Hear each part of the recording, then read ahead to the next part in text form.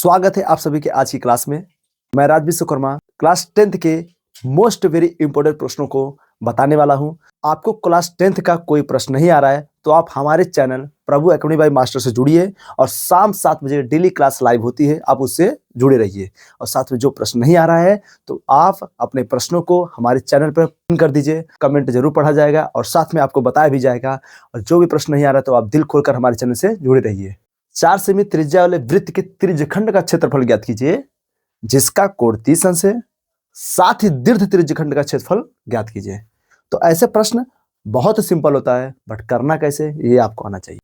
Simple tricks और ticks के साथ इसे आपको बताया जाएगा जिससे आपको कैलकुलेशन करने में आसानी लगे और आपको समझ में आए।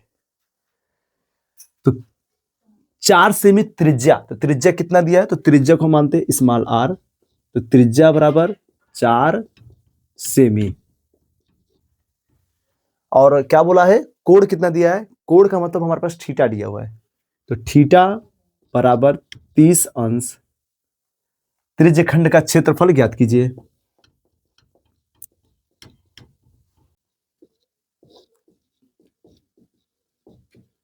त्रिज्यखंड का क्षेत्रफल बराबर क्या होता है, पाई आर स्क्वायर थीटा बटे में 360। त्रिज्यखंड का क्षेत्रफल फार्मूला होता है पाई आर स्क्वायर थीटा बटे 360। तो हमें इतना ध्यान रखना है कि पाई का मान हम लास्ट में रखेंगे, तो हमें पाई का मान निकालना ही नहीं, इतना याद रखना है। तो करते से पाई आर का मान कितना दिया है 4, तो 4 चौक कितना हो जाएगा 16, थीटा का मान कितना दिया है 30 अंश, इतना समझ में आया। और बटे में 360 अंश, तो इसको काट देंगे, कितना हो जाएगा, यहाँ बचेगा 12। इसे काटते हैं, 4 चौक 16, 4 तिया 12, तो कितना आ गया हमारे पास 4/3 पाई। वृत्त का क्षेत्रफल बराबर पाई आर स्क्वायर, तो पाई का मान ऐसे ले लेते हैं और आर हमारे पास क्या दिया है 4 दिया है, तो 4 का स्क्वायर कितना हो जाएगा 16 हो जाएगा, तो इसको हम लिखेंगे 16 पाई। दीर्घ त्रिज्यखंड का क्षेत्रफल ज्ञात कीजिए, तो दीर्घ त्रिज्यखंड का क्षेत्रफल बराबर वृत्त का क्षेत्रफल माइनस लघु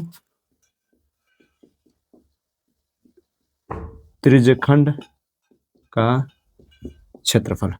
तो वृत्त का क्षेत्रफल अभी कितना आया हमारे पास 16 पाई, लघु त्रिज्यखंड 4/3 पाई, तो इसका एलसीएम करें कितना होगा 16 त्रिक 48 पाई और माइनस 4 पाई बटे में 3, घटाएंगे कितना बचेगा, तो 48 में से 4 जाएगा तो बचेगा 44 पाई बटे में 3।